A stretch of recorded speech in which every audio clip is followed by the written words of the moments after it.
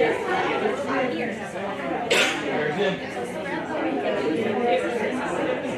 morning, everybody. Good morning. Hello, hello, hello. Everybody find a seat. We can get started.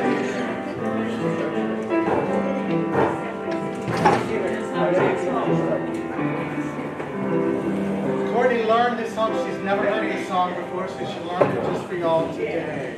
Faith is the victory. In Canada.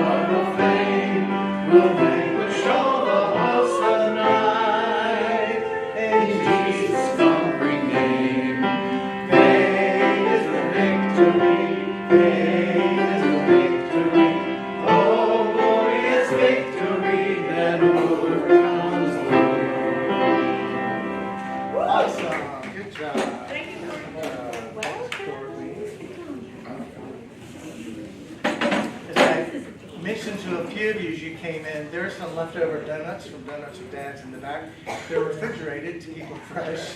So if you want to take them home, do so, or you can put them in the microwave for a minute and they'll be good. Anyway. Yeah, and Momco used them too. So yeah, still leftover donuts. Yeah, donuts that keep on donuting. All right. So the question for today, the trivia question.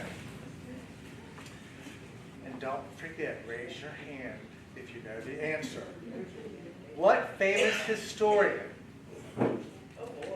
voted in the 1872 presidential election and was arrested, convicted, and fined for voting? Say it again, please. What famous historian voted in the 1872, don't look it up, Russell, voted in the 1872 presidential election and was arrested, convicted, and fined in 1872? Ed? George Washington Carver. No, sir. Linda? Betsy Ross. No, but you're on the right trail. What did she say? She said Betsy Ross.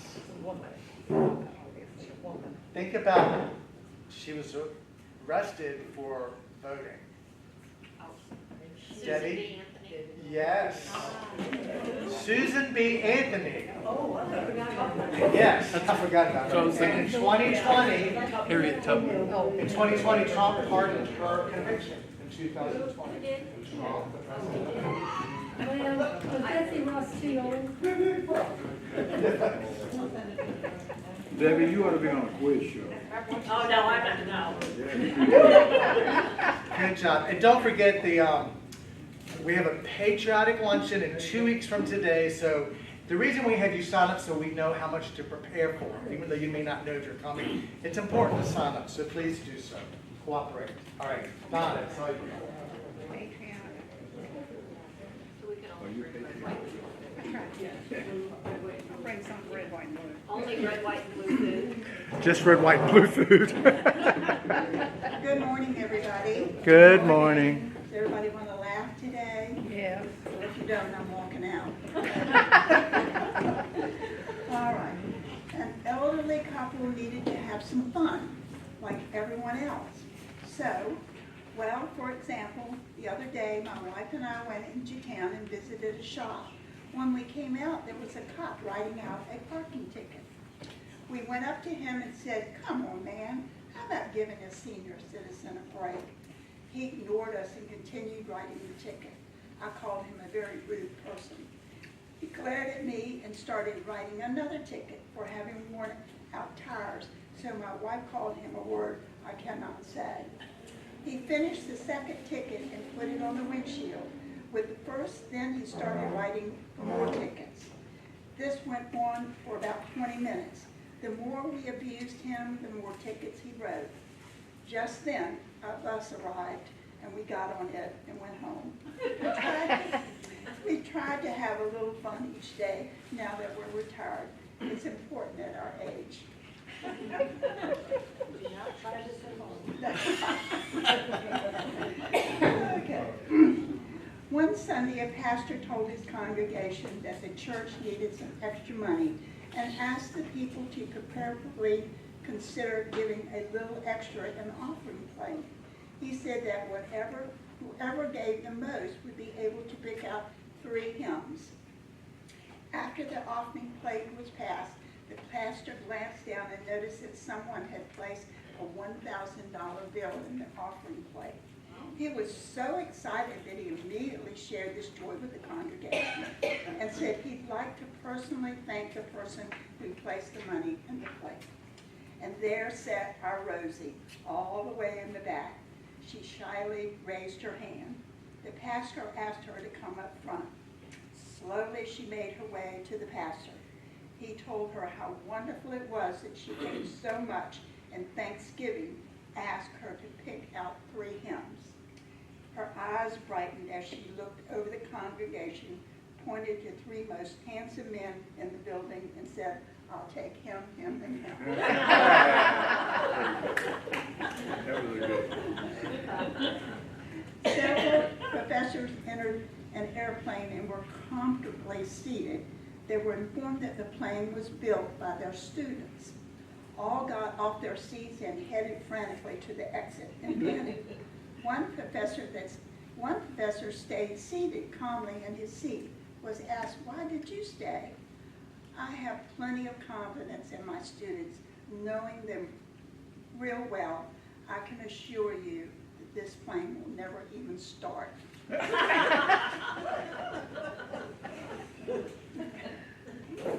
I asked God to take my habits away. God said no. It is not for me to take away, but for you to give it up. I asked God to grant me patience. God said no. Patience is a product of tribulation. It isn't granted, it is earned. I asked God to give me happiness. God said no. I give you blessing. Happiness is up to you. I asked God to share me pain. God said, no suffering draws you apart from worldly cares. I bring you closer to me. It will bring you closer to me. I asked God to make my spirit grow.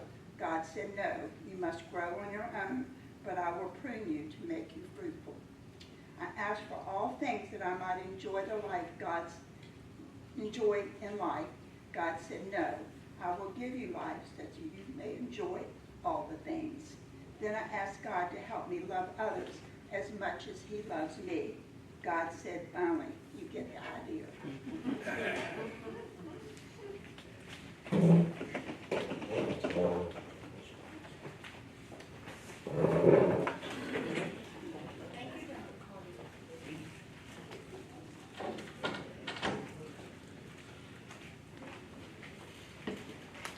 Good morning.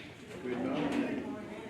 I was entreated by my wife to share a joke with all of you from myself, and I believe that I will probably mess it up. Is that all right? That's good. There we go. So the joke goes like this, and some of you may have heard it before. I'd never heard it before. So it's did you know that Jesus drove a car? The guy's friend looks at him and says, Jesus didn't drive a car. He says, yeah, sure he did. He had a car. And the guy says, why would you ever say that Jesus had a car? He goes, well, I'm pretty sure it was actually a Honda. The guy says, wait a minute, whoa. How do you know that Jesus drove a car? And specifically, how do you know it's a Honda? The guy says, well, see, in John 12, it says, I do not speak of my own accord. The guy said, get out. That's a good, I was trying to figure out how you were gonna handle that. I'm sitting there. No He way. actually drove a Chrysler. A Chrysler. Oh, there you go. My husband told me that like 2 days ago. Really? Yeah. That's funny. But it's funny because she sees these things. She'll be scrolling upstairs, like she'll go to bed and I'll still be downstairs playing a game or something. And then I'll just hear this uproarious laughter from upstairs. And I'll say she found something funny. And then invariably my phone goes off. And then I hear, Russell, you gotta watch this. It's so funny. And then I roll my eyes and then I watch it. But then this time when I got upstairs, she goes, you gotta share that with the group. I said, I'm not sharing with that group. You gotta share it with the group on Wednesday. I'm not sharing with the group on Wednesday. You gotta share it. I share Tell her it was good. it. You can tell. Yeah. Well, it ended a little differently than how I ended it. But yeah, we'll go with that. Yeah. But yeah, so something funny. It's always good to have humor. I love to laugh, but sometimes then when you laugh, we got to go into something serious. So today, again, we're hitting it off right out of the park here. We're going to be in Matthew 19.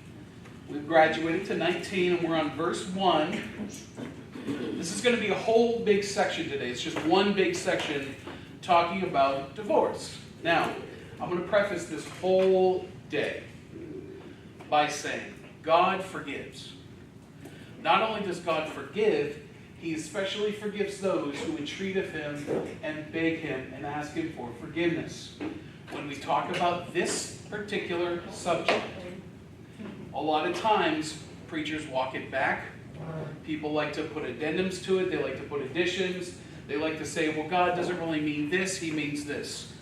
What we're going to read here today is from the mouth of Jesus about how marriage operates in the context of divorce. Okay, there's some very important words that are going to be used here that kind of emphasize how this all works.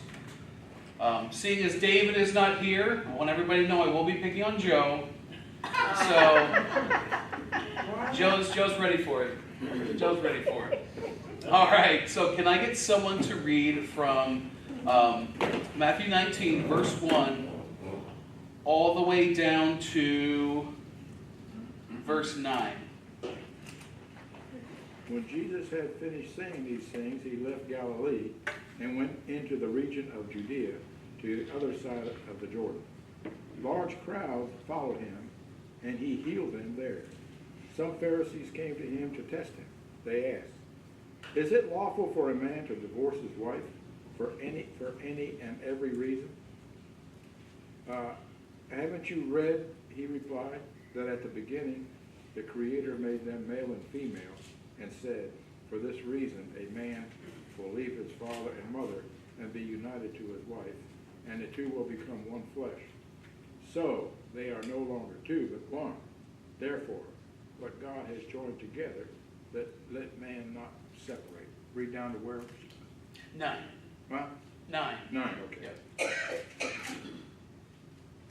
Why then, they asked, did Moses command that a man give his wife a certificate of divorce and send her away? She replied, Moses permitted you to divorce your wife because your hearts were hard.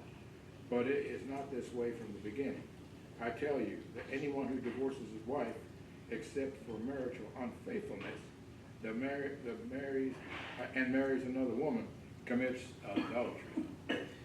Now, this is mirrored in Luke 17 or Luke 7, I'm not sure which one, it's Luke 7, where it goes into very much detail about divorce and how it works.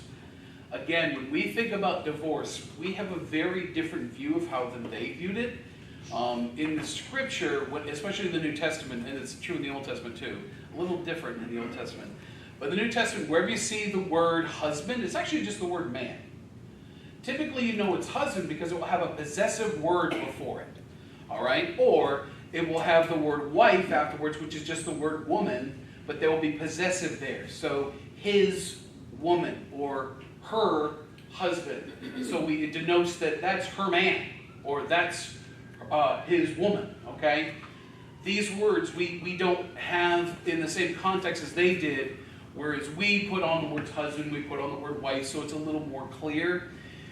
In the context of divorce, we usually look at it from a legal standpoint. They had a legal standpoint too, but it was also a little bit deeper than that. There was more, as the way Christians look at it, something deeper than just a legal piece of paper that you sign and give to somebody else. And it gives you the legal right under our Constitution and state laws to be able to divide the resources between each other and who can sign what for whom and so on and so forth. A bunch of legal stuff. For them, it was a little different. The legalities were quite simple. It was, I belong to you, you belong to me. Even if you didn't have a very big ceremony, I belong to you and you belong to me. Very simply. Now, I'm going to put it straight right out there. The coming together of two individuals is physical. We are specifically referring to sex in this connotation. When it talks about two people coming together, it specifically is referring to the natural form of unification through intercourse. We don't always see it that way. We see it as something that is just, well, that's what happens in the context of marriage. It does. Yet it is supposed to be solely held within the context of marriage. 100%. In fact, there's a word here that I think is very funny. When Jesus is talking about, he's quoting the scripture, and it says, have you not read that who created them from the beginning, made them male and female, and for this reason, this is verse 5, a man shall leave his father and mother and be joined to his wife. Quite literally, the word there for join, the root word is, does anyone know what the root word might be for join? It's a fun word. It's glue. That's the root word of this. So literally, if you're married to someone, you are stuck with them. Quite literally. Yeah. So when we look at marriage, marriage is not meant to be something that essentially in our Western civilization, it's held in such low regard sometimes. We build it up through very large ceremonies, but yet at the same time, there's some ridiculous number. I'm not sure if it's real, but something like 50% of marriages end in divorce, something like that. I think the real statistic is that 50% of adults have been divorced, but that doesn't mean all marriages end in divorce, you know, so it's just very interesting. But there's a statistic out there somewhere that says divorce is very high. And if we're in a nation with a lot of Christians, well, the Christians don't seem to hold marriage very highly either. That's kind of sad. A lot of times, though, when we see words like this, and someone says that God intended, when you unify in a sexual manner with someone, that relationship is to be like glue, stuck, as you are unified, as he says, as one flesh. The two become one. Again, that's a reference to sexual intercourse. Not just in the uniting of two people in marriage. That's where it starts. That when you say those things and then someone says, well, I've been divorced, what am I sinning? What's the answer to that? If you've been divorced and remarried, what's the answer to whether or not you've sinned? It depends on what the reason. The answer is yes. Unless, what's the reason? Adultery. Adultery. In fact, the word there that talks about sexual immorality isn't just adultery. It oftentimes includes, in this context, if you go into the Greek here, it includes situations where the person with whom you are marrying has had sexual relations previous to you marrying them. Marriage is extremely important to God. He never ever means it to be taken flippantly. He never ever means it to be something that is used as just a means to get legalities taken care of. We have a system where you can marry someone and divorce someone. They get certain rights under it for a certain time. certain things that you can kind of skate by. It's never meant to be that thing. It is always meant to be held in one of the utmost high regards. In fact, one of the first covenants that is created from God to men is in fact the covenant of marriage. Right there, where a man gets his woman, and the woman is given to the man. A lot of times we hear when people say, well, you know, I've been divorced, should I ever marry again? You have to be careful with that. Because going forward, as we're going to see, Jesus addresses that as well. You know, Russell, Yes. in the Catholic religion, if you get divorced, you're excommunicated from the church. That's what happened to my mom. I mean, it's, Is divorce the sin? uh, Is divorce where you sin when you separate? I would have to say divorce. You're not supposed to separate. I guess that's. You're not supposed to, No. but it happens. Yeah. Is that where the sin permeates when the two people separate? No, No. no. Was she- Sometimes you have to separate for a lot of reasons. Okay? That doesn't mean that you sin if you separate. Yes? But the hardest thing I've ever been through in my life was when I had to get a divorce. And I had to go to 4 different ministries before I could get it in my heart that I could get married again. I had to get their opinion. But he left me for another woman, and I caught him in the act. And every minister I went to, all I read in the Bible, it just worried me to death what I was doing right or wrong, marrying again. So it's a hard road to travel. This is not something that's easy. Okay? And in fact, I want you to see who is the impetus upon in this regard for divorce. Males or females? The men divorce the wives. Men. The impetus here is specifically upon men. In our culture, can women divorce husbands? Yes. Yeah, women can divorce men. Need to. That's not a thing. But here, the sin impetus is not so much on the woman as it is on the man, as we're going to see here. Can I get someone to go from 10 down through, I think it's 12. 10 through 12 there. The disciples said to him, "If this is a situation between a husband and wife, it is better not to marry." Jesus replied, "Not everyone can accept this word, but only those to whom it has been given. For there are eunuchs who were born this way, and there are eunuchs who have been made eunuchs by others. And there are those who choose to live like eunuchs for the sake of the kingdom of heaven. The one who can accept this should accept it." Who's someone else that speaks about never marrying? Paul. Paul talks about it. He says it would be better for a man to be as I am than to be married. Why does he say that? Because if you serve Christ better, you're not going to have your attention on Right. something else. When you are serving Christ outside of the context of marriage, you can devote your time that would be to doing whatever to please the other individual. I am going to use both women in this context, even though specifically Paul and Christ here are talking about men, not women. Because again, in that time, women didn't have the same rights as men. They couldn't move about as freely as men. They couldn't make the same purchasing, they didn't have the same purchasing power as men. They weren't able to sell goods or lands or work like men could, okay? So I am going to put it in sort of a broader context of how we have it in our system of laws, okay, in our culture. Individuals that choose the life of either, well, especially celibacy, to stay by themselves, to keep themselves, don't focus or shouldn't focus on earthly matters. They can devote themselves as believers completely 100% to Christ.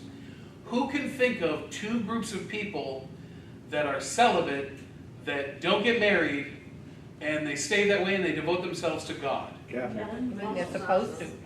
Monks. Monks?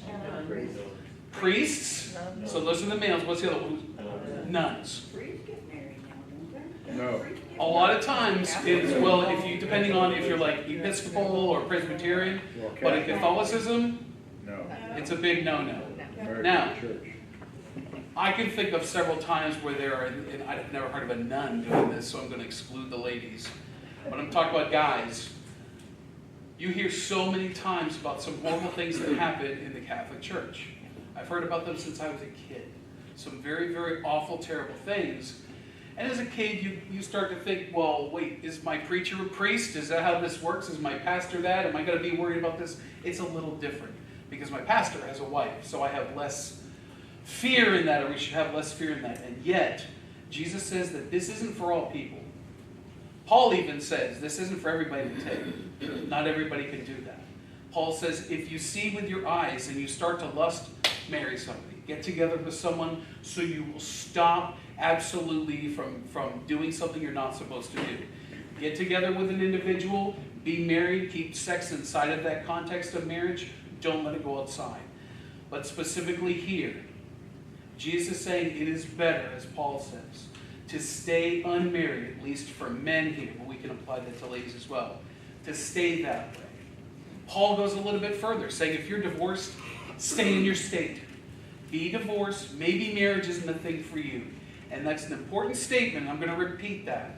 If you've been divorced, maybe marriage isn't for you. Now, and Tyler has said this many times, and I would agree with him. There are things that we have, laws on the books, and there are certain things that happen in the context of marriage that should never, ever, ever happen. I'm talking about abuse, well, psychological, physical, sexual, all of these abuses that happen.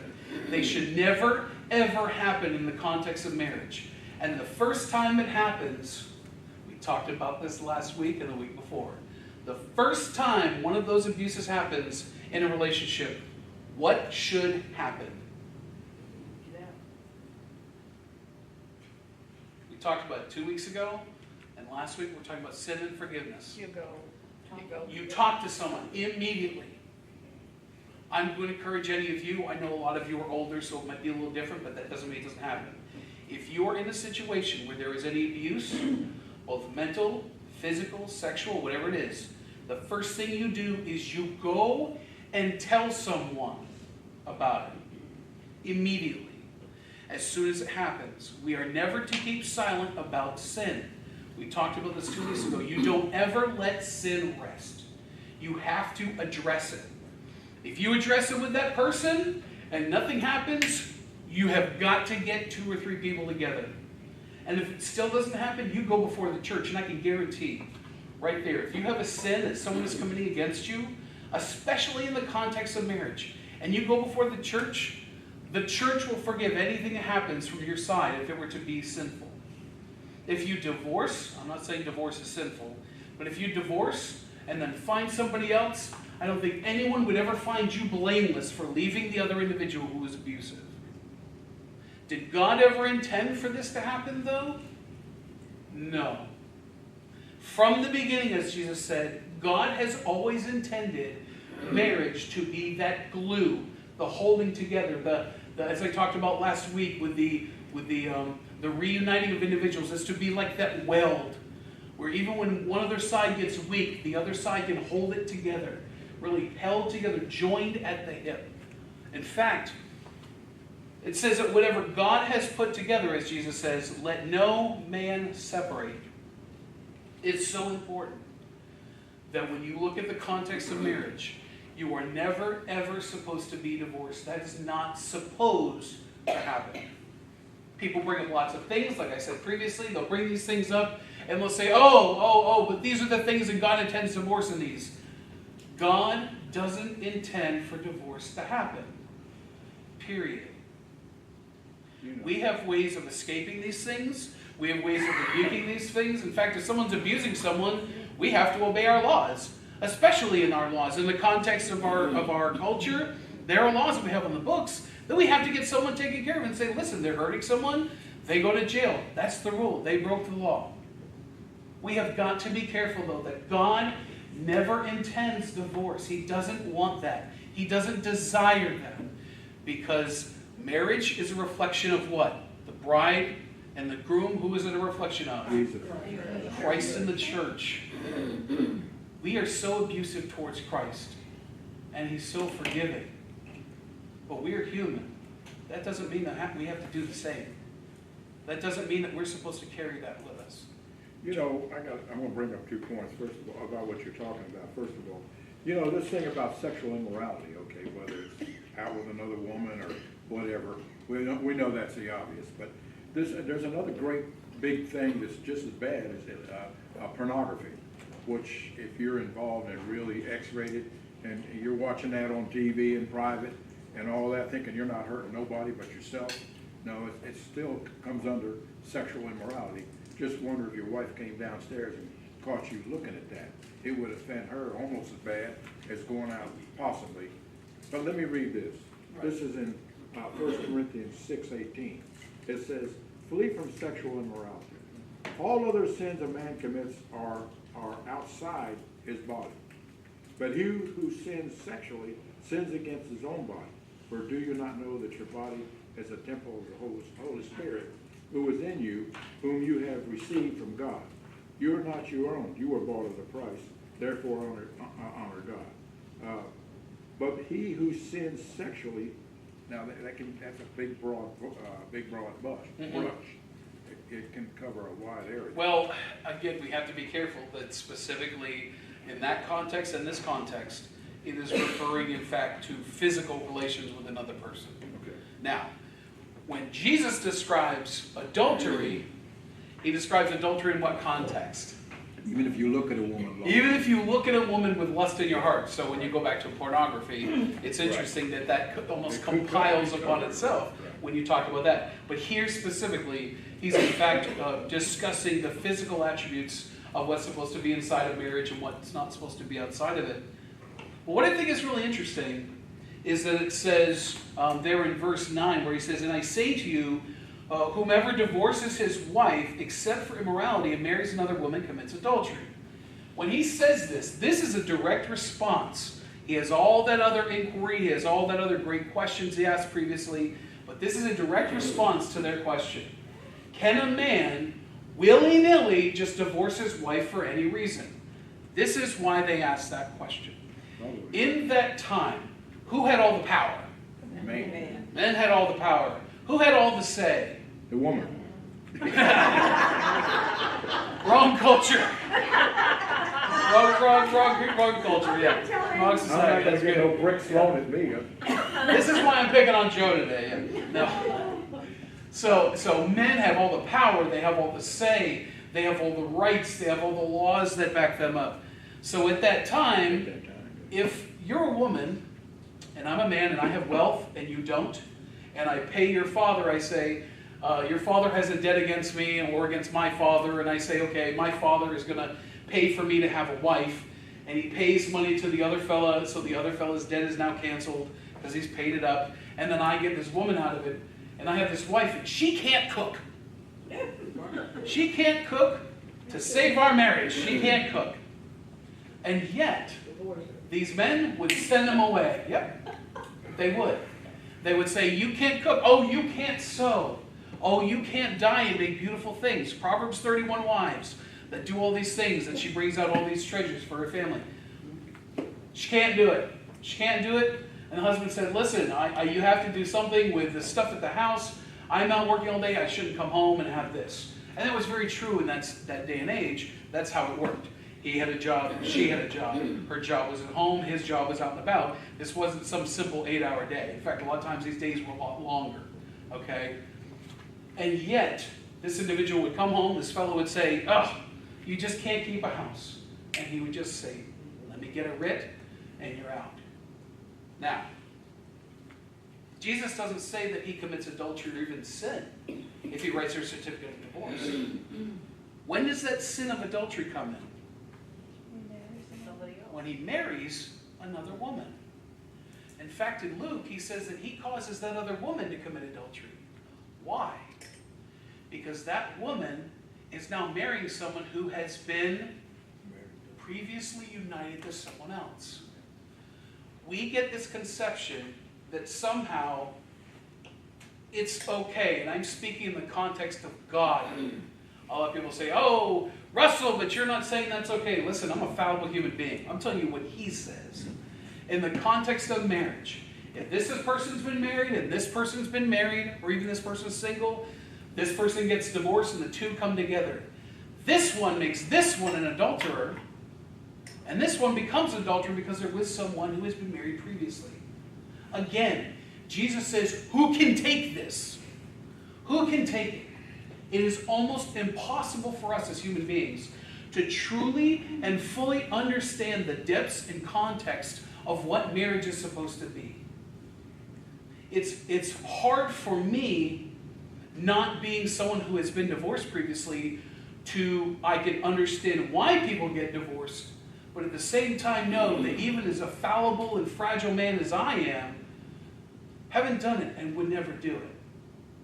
Because it's me, it's who I am. And I'm not talking about abuse or addictions or infidelity. I'm referring to specifically those things that come in marriage, that again, this group is a little older to be talking to about this, but those things specifically that come in marriage that are so infantile. They never put up the seat of the toilet. They never clean the kitchen. They don't do the dishes. They don't work enough hours. They don't like my music. Listen, I do the dishes in my house. I'm the dish guy. I'm the dish guy. I'm the vacuum guy. I'm the letterbox guy. I'm the dog guy. Yeah. It all depends. So yeah, there's all these things that happen in the context of marriage that we take and we make them so heavy when they're not meant to be. Jesus puts it down to something very, very simple. If you go outside of that marriage, you have crushed the marriage. Very simply, you've taken that glue that's supposed to hold you together, and you've gone and separated that glue and joined to another piece of wood. That's a problem now. In fact, I have an interesting analogy for that. Some of you will get it, some of you won't. It's okay. Car guys might. When you go to replace your rotors, what do you typically replace with your rotors? I have no idea what you're doing. That's okay. It's on the distributor. Your brake pads. Oh, we're talking about brakes. Yeah, brakes. So we have your rotors on your brakes. You replace your brake pads. Why do you typically replace your brake pads at the same time you replace the Because rotors? you're gonna end up replacing the brake pads down the road anyway, if you don't. The wearing of the The brake pads wearing. on the rotor. The wearing. Why the wearing? Because it'll, instead of being, yeah. So with a rotor and a pad, if they're brand new, they're both flat. Right. Over time, they start to develop little cracks and grooves, and guess what they connect with? The cracks and grooves of the other part. The rotor with the pad with the rotor. If you have those two, even if they're getting worn, they still work well together. But as soon as you take one and you replace it and it's flat and this one has all those cracks and grooves, guess what it does to that flat one? It destroys it and breaks it down. So then you can take your rotor and have it turn. Well, yeah, we can do that. Yeah, in the old days, you I'm not could. going to turn my wife, if that's what you're referring to. No. That's not. Some of you would like to turn your husbands. Makes me think of when I'm sleeping and she has to nudge me to roll over as I'm snoring for that. Yeah. I have one that snores too. Well, in my house, it's all three of us. Me, her, and the dog. So it's, if you wake up in the middle of the night, it's who's snoring? One for the dog. Oh, no. Yeah, so it's funny. But these are things in marriage that, again, can cause such division.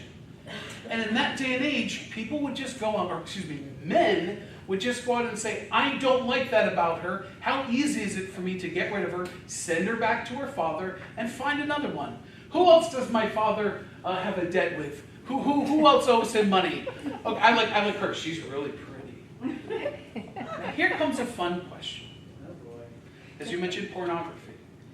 If you're a single individual, never having been married, can you commit adultery, and in what context?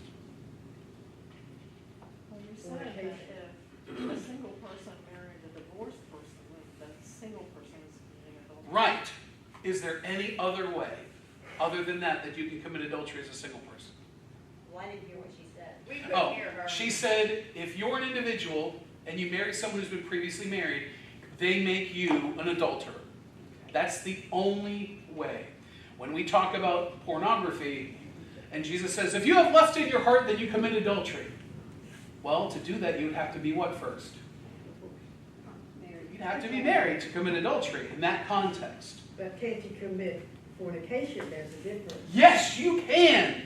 And then when you commit that and you break apart, you should have stayed married.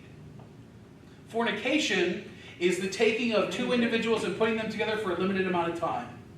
And they never intended to unify permanently.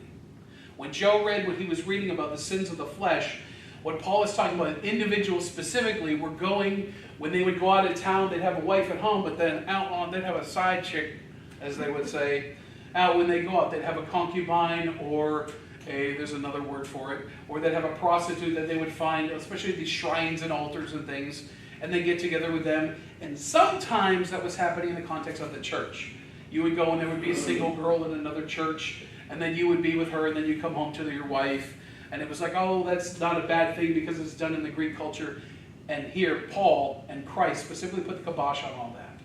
We have got to remember, marriage is an extremely holy and sacred thing. In our faith, marriage should be held to the highest regards because it is a reflection of Christ and the church coming together permanently. In fact, in the Old Testament, God relates the marriage of his people, Israel, with him and sees that they're committing adultery by going all these other which ways and worshiping all these other gods and doing all these other things that don't serve him. It's no different in the context of marriage.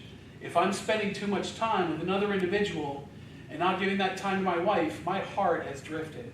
And I have a problem with that. I'm not saying I have a problem with that. I'm saying I have a problem with that. In fact, I'm big on, and you probably, I don't know if I've ever said that before, I'm big on having another individual in a room with someone.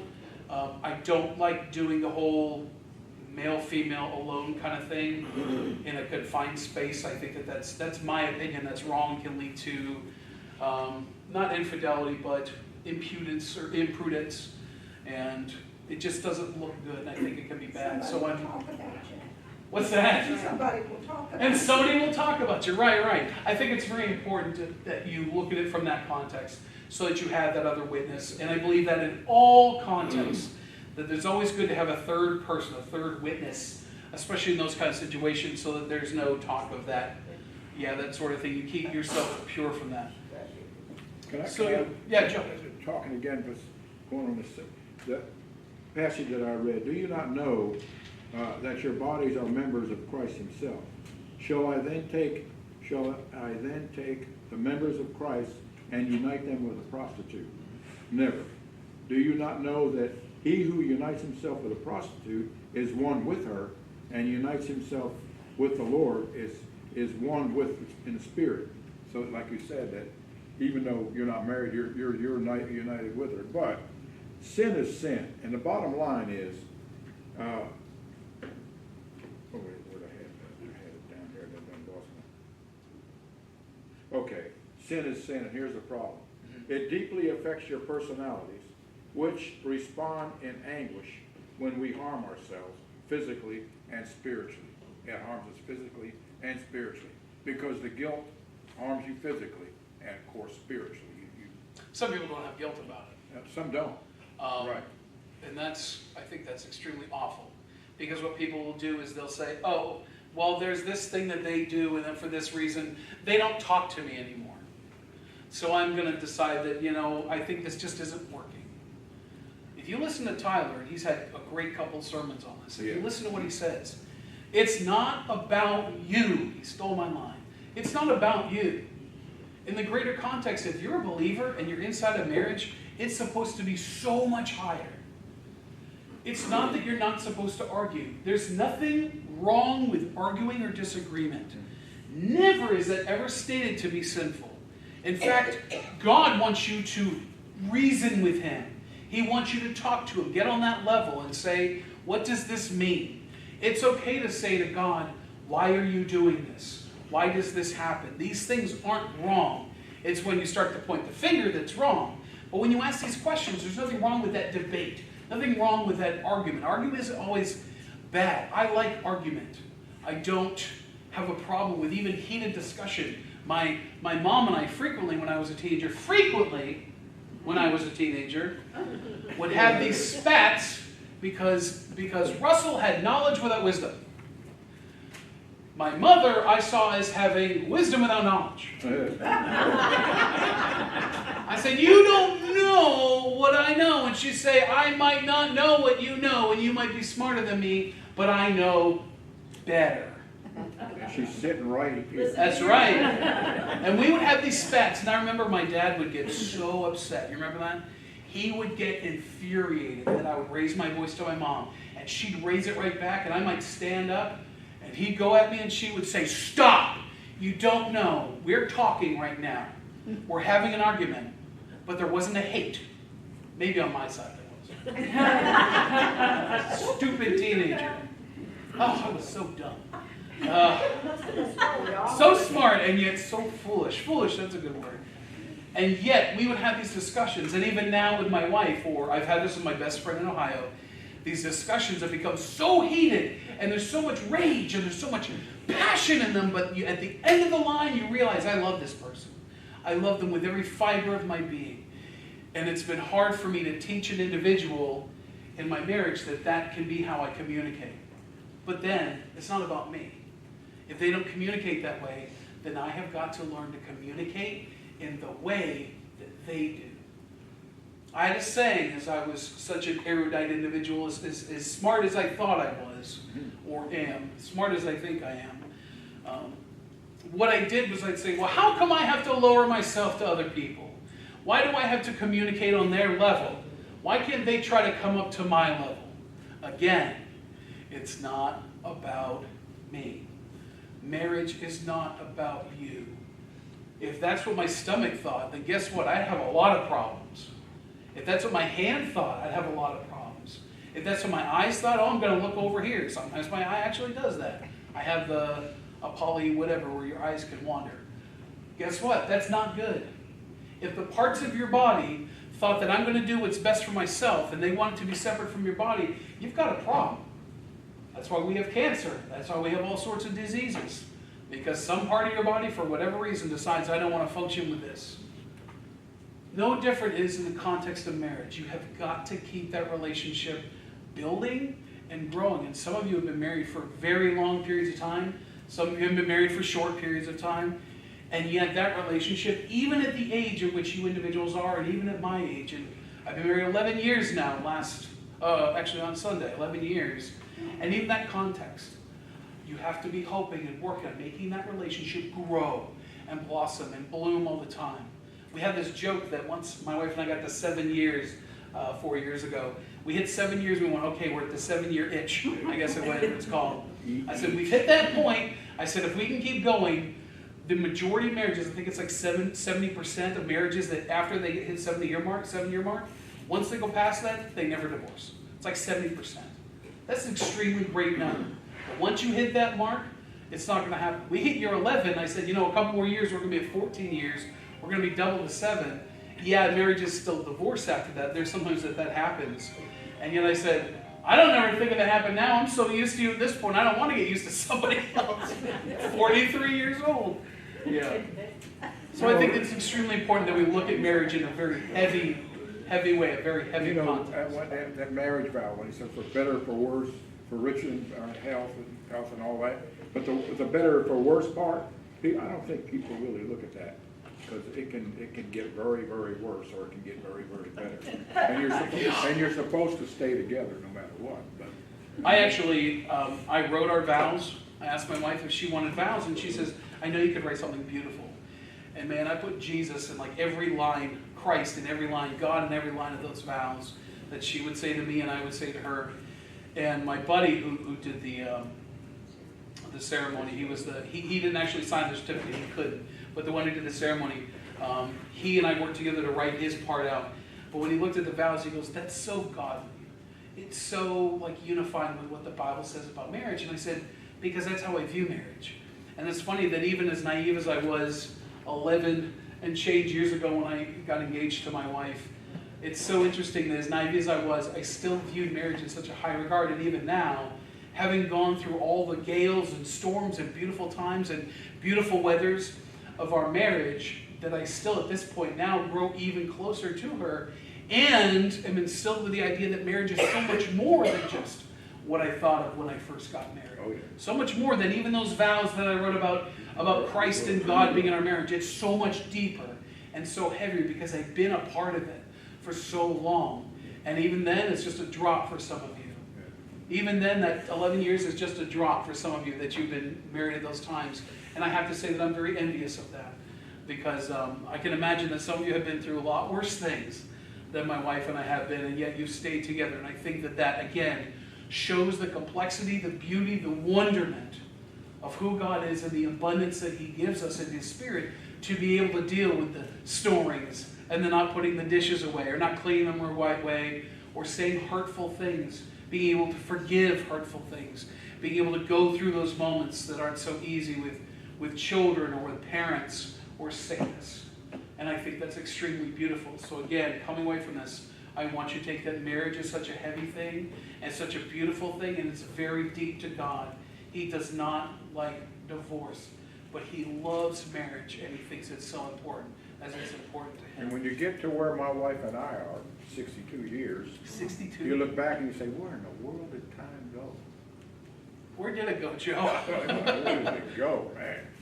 So Russell, for those of us in this room, which there are quite a few that have been divorced, married to somebody that's been divorced, what are you saying to us? My buddy is now on his, he's now on his Yeah, fifth. yeah. No, it's very important. Yeah. My buddy is on his fifth marriage. Yep, I use him as an example. His wife now is on her third. When the two of them, well, I'll use him specifically. He was in the military, and the women that he married because, again, he was a believer, but he didn't view marriage in the way that he was supposed to. And when he would get married, he would do it because of the party atmosphere. Oh, I enjoy drinking with that person. He was a very flawed guy before I met him. It's kind of good he worked on all those kinks. He helped me work out a lot of kinks. And yet, after his fourth wife, and he never divorced one of them, they all approached him and said, I want to go. After that fourth wife, he took 20 years, almost 20 years, 18 years of nothing. He didn't date, he didn't do anything. Because he said, I'm going to raise my son, because he has one son.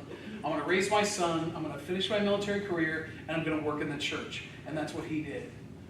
And then all of a sudden he started dating, and he dated these two girls, and he knew that that wasn't right for him. He knew it wasn't something that was going to work for him. And yet, all of a sudden, he was at his son's photo shoot in a butcher shop, and his son was doing a thing, and so he kind of goes in this butcher shop, and his son's doing this photo shoot out, whatever, in this little town, and he meets this lady that he had been he was close to as a kid, but they didn't really know each other. She was a cheerleader, he was a jock, that whole story.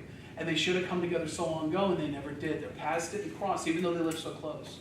And here she was, and they took up a conversation, and he was very honest, being in his late 50s, and her being in her late 50s, of saying, like, we're adults now, we're past this whole deal of being children.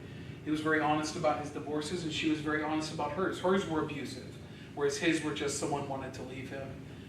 And the two of them, when they started dating, said, listen, if we're going to get married, we're going to make this one it. And they went into that. And at the time when I was preaching there, I had an elder who wasn't married, and I had a problem with that. And I talked to him about that, and this is when he explained all this to me. And he says, quite simply, God forgives when we ask for it. God can make remedy when we ask for it. But sometimes we need to stop and take 20 years to examine what's really important in our lives. I think, when I think about my mom and the things that she's been through her life and her divorces, it's very sad that things sometimes have to happen, but sometimes they have to happen. And when they happen, that doesn't mean that God doesn't forgive. We see how Jesus throws around the word adultery and all this, and yet these are things that people would have been stoned for back then. And now we have a grace of a wonderful, wonderful Father who can absolutely forgive us when we sin. But that being said, and again, it's harder for this group. You're a lot more experienced in your lives than ones who usually would tell this to. But when you look for a partner, if you're looking for a partner, you want to make sure that this is it. And sometimes it's better to say no. I don't want to do this, than to go into something that might end up being broken. So when we have, you know, a lot of preachers won't do, I'm sorry? There are certain times, Russell, that, I'll take me for instance, 'cause I know you don't. Well, she knows best, but she knows. I met Cliff when I was, I think, 17, well, 16. When I met Cliff. I was 16 years of age. He was raised in this particular family. I was raised in this particular family. And never the two met like they should have met. Mine or his, truthfully. But we married because we didn't know what, I didn't know what love was. I thought love was when my heart went like this. Instead of me thinking, God, I make a decision to love him. And I should have, that I know now that I didn't know then what it was all about. And of course, I had a child when I was 18. It makes a difference. We need to She got understand. married when she was 17. Just I thought was I'd put that out 17. there. I was 17 when we got married. 2 days after I graduated from high school. And then on 18, I had Mike. So I was okay. Anyway, but we have to think about those things. We don't understand what the love is. I meet this young man and I am so excited and I'm, you know, my heart just goes out all of this. But then after you actually married and you live together, you begin to watch and know what this person is really like. The honeymoon is exactly what it is, the honeymoon. Because we don't know really always what that other person is like. He didn't know what I was really like. I didn't know what he was really like. But you have to learn that. So you have to make a decision to love. And I think that sometimes when we go into counseling, when preachers take young people into counseling, this was young and this was so old to get to, you know, maybe we don't express or we don't get them to understand what do you love about this person. Is it because he had beautiful eyes, he had pretty hair, and he had nice teeth, he had all of those things. But what do I really love about this person? And sometimes we don't understand what we really love about it. Finish we the need to story, make that Carol. And important. they got divorced. And we got divorced. And then they, after 30 years, they got remarried. Well, Because they had that lifetime without each other, they grew up, and then they realized. I grew up, I grew up, he grew down.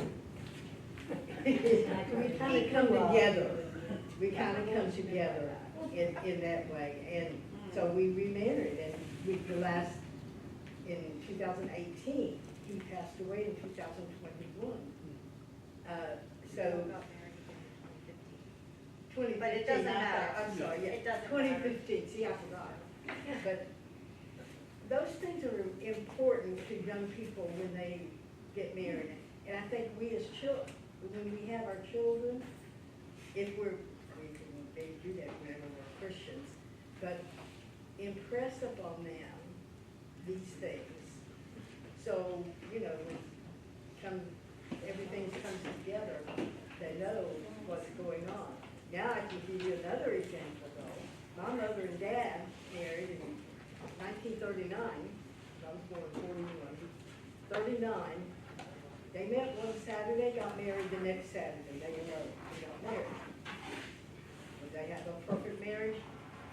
No, by no means.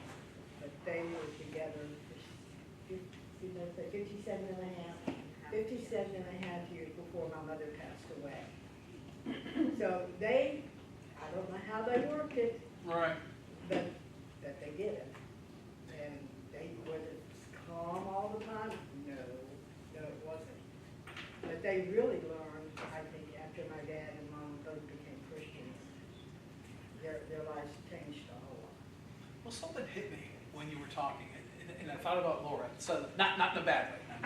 Not in a bad way. But there was a man. You're gonna be sitting back there. That's right. There was a man who gets crucified with Jesus, and he says, "Remember me when you come into your kingdom."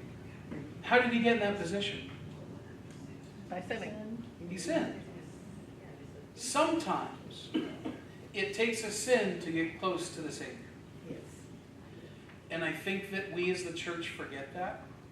And God has a beautiful method, as I've seen in my mother's life, to be able to forgive if we ask for it. But still, we need to value something very deeply. But yeah, sometimes it takes being a thief to get close to the Savior, being a sinner to get close to the Savior. So God uses anything that He can to make beautiful things. Well, I became a Christian when I was 16. and all that. But I really didn't, and I knew God. I always knew it was God and it was Jesus and all of this. And I went to church. My parents didn't go, but I went. But after I became a Christian, I still didn't understand a lot what's going on in my life. And then, did I not sin during those years? Oh yeah, I did. But I thank God for His grace that He has given me. I have learned what that is about. And if I could ever be of any, where I could talk to anybody and try to tell them what's going on when they're doing that, that's what I like to do. Don't just go out there willy-nilly and meet some good-looking guy and marry him, or vice versa. I won't do that, I promise. Yeah, you promise to do that, okay. So, but now, as I stayed in the church, did I sin while I was in the church? Yeah, I did. Most definitely. I admit to that, and I admit it to God. And ask Him, and I have asked Him, because I know what it's about now, for His forgiveness. And there are times when I actually sit in my house, which is on the other side of the earth, when I sit in my house and I cry. And I'm sorry that I did not give my life and what I know about God now and Jesus and all the whole thing sooner, and learn that sooner in my life. So, but if we do sin, thank Him for His kindness, thank Him for His grace, and thank Him that I can say, God, I'm your child, forgive me for everything that I've done. And He did, and I feel that forgiveness within myself. And why was I able to remarry Cliff? I think I was able to remarry Cliff because of that.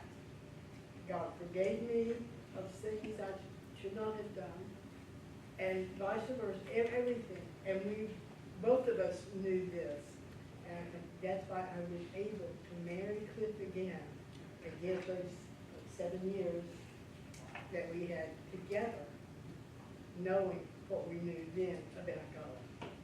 Well, good. I think that's a wonderful story, and I hope everyone has a testimony that's similar to that. But Where are we stopping, by the way? 12. 12. So next week we'll start up at 13. Again, I'll be sending out a thing of Steve. Thank you. Again, I take any questions and comments. I'm here all week.